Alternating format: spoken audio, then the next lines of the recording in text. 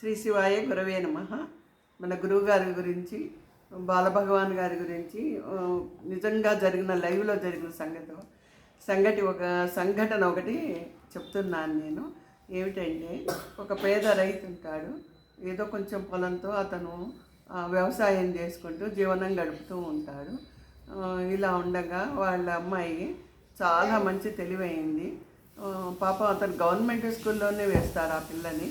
ఆ పిల్ల చాలా తెలివైంది కనుక ఆ పిల్లకి మంచి మార్కులు వచ్చి అది ఆ అమ్మాయి అదేంటి డిస్ట్రిక్ట్లోనే ఫస్ట్ వస్తుంది. ఆ అమ్మాయికి విదేశాల్లో సీట్ వస్తుంది. సీట్ వచ్చేటప్పటికి ఆ పిల్లకేమో చదవాలని ఉంటుంది. తండ్రి ఏమో పేదవాడు.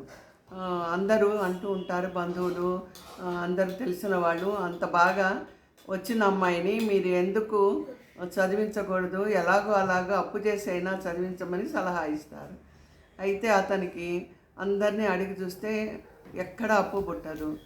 కావాలంటే దాదాపు 30 లక్షల దాకా కావాలి కదా. 30 లక్షలు ఎక్కడి నుంచి వస్తాయి ఆ పేద అతనికి? అందుకోసం అని చెప్పి పాపను పంపించాలంటేను, అందుకోసమని అతను ఎంత లేదన్నా ఒక 30 లక్షలన్నా చేతిలో ఉండాలి కదా ఫారెన్ పంపించాలంటేను. అదిగాక ఇన్సూర్ చూపిస్తే కానీ అతని అమ్మాయికి పంపించడానికి వీసాలు అవన్నీ కూడా రావాలి. అందుకోసం అతను ఎలాగా అనుకొని చెప్పేసి అతను అందరినీ అడిగి చూస్తాడు. ఎవరన్నా ఉంటారేమో, పోనీ హెల్ప్ చేస్తారేమో, పంపించవచ్చు, తర్వాత మెల్లిగా అప్పు తీర్చుకోవచ్చు అన్న ఉద్దేశంతో. కానీ ఎక్కడ అప్పు దొరకబోయేటప్పటికీ ఒక భక్తుడు కలిసి అంటాడు, మన బాలభగవాన్ ఈశ్వర్ గారు ఉన్నారు కదా మహిమాగఢ్లో, మీరు అక్కడికి వెళ్ళి భగవాన్ గారికి చెప్పుకోండి మీ ఆవేదన.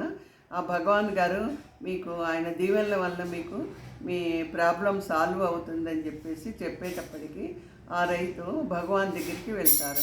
భగవాన్, ఇలా మా అమ్మాయి చాలా తెలివైంది, ఇలా విదేశాల్లో సీట్ వచ్చింది, చదివించాలనుకుంటున్నాను నేను, నా దగ్గరేమో డబ్బు లేదు, మరి అప్పటి కోసమని చాలా ప్రయత్నం చేశాను, ఎంత ప్రయత్నం చేసినా నాకు అప్పు దొరకలేదు అని చాలా దీనంగా కళ్ళంబడి నీళ్ళు పెట్టుకొని నుంచుంటారు. నుంచునేటప్పటికీ బాలభగవాన్ గారు అంటారు, నువ్వు చింతించకు నాయన, ఇక్కడ అమ్మవారి ఉంది, అమ్మవారికి మొక్కుకొని నువ్వు చక్కగా 5 అగరబత్తీలు వెలిగించి ప్రదక్షిణాలు చేసి కొబ్బరికాయ కొట్టు, అమ్మవారిని ప్రాబ్లంని సాల్వ్ చేస్తుందని చెప్పి మహారాజు గారు అంటారు అని చెప్తారు. చెప్పిన కొద్ది రోజులకి అతనికి ఏమని చెబుతారు మహారాజు గారు, మీ అమ్మాయికి నువ్వు కష్టపడక్కర్లేదు, మీ కొద్ది రోజుల్లోనే తొందరలోనే మీ అమ్మాయిని మంచి సంబంధం రూపాయి ఖర్చు లేకుండా వెతుక్కుంటూ వచ్చి వాళ్ళు పెళ్లి చేసుకొని మీ పాపని అమెరికా విదేశాలు తీసుకెళ్తారు, మీ పాప చక్కగా విదేశాల్లో చదువుకుంటుంది, ఫ్యూచర్ బాగుంటుంది అని మహారాజు అతనికి చెప్తారు. చెప్పేటప్పటికీ అంతా సరేలేని భగవాన్ మీద ఆయన భారం వేసేసి ఇంటికి వెళ్ళిపోతారు.